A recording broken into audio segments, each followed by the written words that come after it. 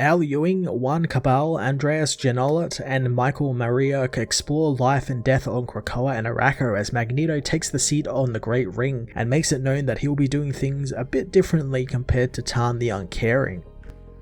Al Ewing expertly continues his amazing X-Men Red storyline as we begin to experience the fallout of Ben Urich's article about the resurrection protocols which we saw in X-Men issue 12. Ewing broke the book down into a few short stories from various mutants who have experienced life and death and how it works within the mutant communities, with Magneto's being the main story and exploring how he continues to adapt to Arakko customs and culture, going so far as to even erase all of his own copies from Cerebro, meaning that he has one life left. The one strange thing about this is that Storm did it as well, and while that also fits in with how she is running things as the voice of Soul and wanting to be separate from Krakoa and do things differently, she later in a part of the story that she's in seemingly supports Krakoa and their laws and practices and how they operate, and it really felt strange, especially the last 3 issues have all showcased how she wants to do everything differently and get away from all of the Krakoan politics and backstabbing and all their laws. Rockslide's tale of finding out who he is and where he wants to be in life was fantastic though, and I love the idea of Roberto acting as a guide to him and aiding him in his journey to find his place on Arakko, and then most likely the Brotherhood, which I imagine we'll see him join next issue.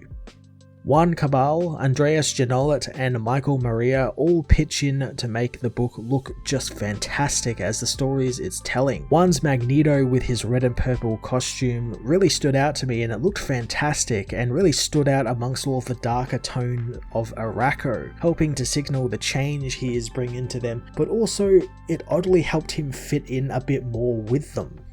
X-Men Red issue 4 was another fantastic issue that explored the concepts of life and death through more of the Arakko and Krakoan cultures and the steps certain key mutants are taking to become part of each of these cultures. I'm going to give this issue a 9 out of 10.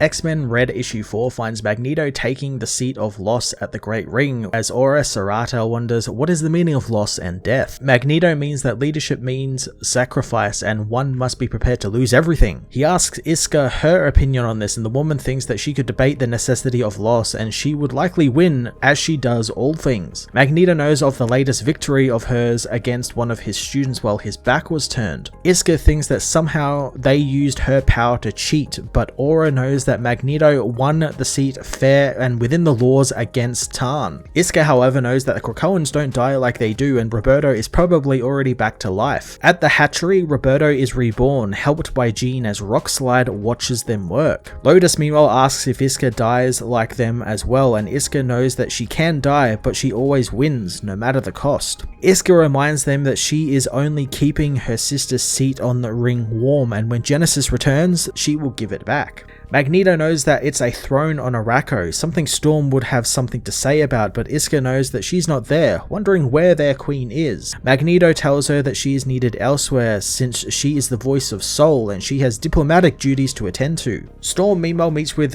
T'Challa at the proscenium, noting how he is still ruling the intergalactic Wakandans. T'Challa says it's a transitional phase for him, glad to see Storm again. Storm tells him that she is missing important Arakkai business, but T'Challa knows that this gives them a chance to talk and have no secrets between each other, wondering if she read the recent report about the Daily Bugle. Storm, however, knows that this was never about state secrets and she didn't want some Galactus protocol codes or backdoors into the Kamoyo network. She just wanted the man she still loved to not lie to her face, but instead, T'Challa put a sleeper agent on Arakko. She refuses to be a piece on his chessboard game as they meet with Hulkling, Nova, and other cosmic beings. Oracle reveals to the gathered group that Empress Xandra is dead. Oracle says that she heard the Empress's psychic scream as she broadcasted it into the void the moment she died. Hulkling asks how no one knows, so Oracle says that Deathbird is missing, but she managed to put protocols in place, and in the event of Xandra's death, they are to shore up support with the allies before informing the people and other super guardians, since knowledge of it will cause a war, especially since the Empire is still unstable and such a conflict might even turn astro-nuclear. Nova knows that this means there would be trillions of casualties, as Hulkling asks what this means for them and if they are to choose sides or lend support to start a coup. T'Challa says that interference from intergalactic Wakanda in Shi'ar affairs will go poorly for both sides, but they all know Xandra is the daughter of Charles Xavier and she had psychic gifts like her father, so he wonders if Krakoa can bring her back to life. Roberto meanwhile dresses as he returns to his normal self, surprised to see that Xavier isn't there, since he prefers to resurrect his own students. Reminded how last time he got killed and came back to life, Xavier read him the riot act. Hope knows that the professor is resting, but Jean knows Storm will want to talk to Roberto about what happened. But thanks to his backup being 2 days old, Roberto can't actually remember what he did to tick Iska off. He notices Rockslide leaving, wondering if he comes by often. Elixir says that Santos sometimes watches them work, not knowing why, only that Santos did die on Otherworld and any other mutant who dies on Otherworld can't be resurrected, so the Rockslide they see is an amalgam of all possible Santoses. So if anyone has earned the right to watch a rebirth, it's him. Orbis meanwhile doesn't want Xandra resurrected, since why does she get to return from death but none of her people do, and why can only Earth's mutants deny the Grim Reaper, since it's not fair, and what will happen the next time she dies? Orbis refuses to let them do this, preferring war over rebirth since the Shi'ar can finally be killed off. Aura meanwhile tells the Ring that they need to decide if KRAKOANs can serve on the Ring or not. Magneto refuses to entertain this, since Krakoa is only a place and the precedent should be universal. He knows that the Deathless shouldn't rule over those who can't die, revealing a Cerebro drive he had Forge make, and it works the same as the larger Cerebro cradles, but it's limited as it doesn't create backups, only stores a preset selection. He explains to Iska what the backups are and how it stores one's soul, if that actually exists though.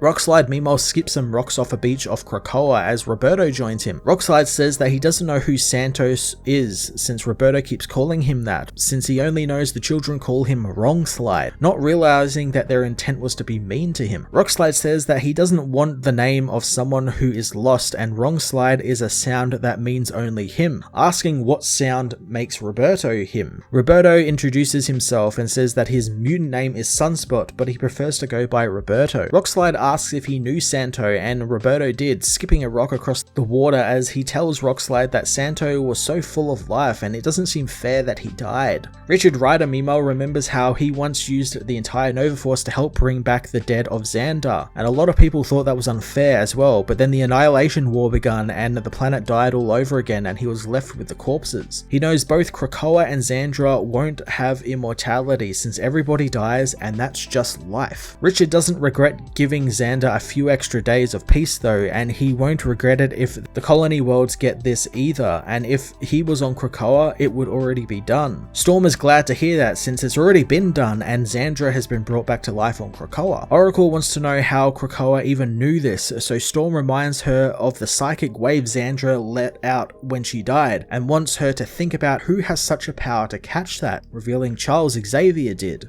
Xavier meanwhile demands Hope gather the 5 now, and Mr. Sinister construct a DNA sequence for him. Storm meanwhile appreciates the meeting but knew it was never a debate and mutant kind doesn't need their permission to live or thrive. Nova follows Storm out, knowing that there is a lot of instability in the air right now thanks to the Reckoning and the latest stuff with the Shi'ar, and he thinks more is on the way and it seems to be focused in and around Arakko and the diplomatic zone. He wonders if he can come and visit Arakko for a while, and Storm welcomes him with open arms, knowing he might be right about the trouble coming from all directions. Rockslide meanwhile thinks that he has hurt people by being there thanks to them remembering who he once was. He knows that he is a hole in the world and a tombstone for someone they wish was there, and it's not fair that he makes them sad when he is so happy, and he finds it all so beautiful on Krakoa, but it only lasts so long. Roberto knows that even with the 5, it only lasts so long, and Santo taught them that death can be denied, postponed, and gamed, but it can't be avoided and everyone dies since that's just life. Iska laughs at the offer Magneto brought them meanwhile, wondering if he really thinks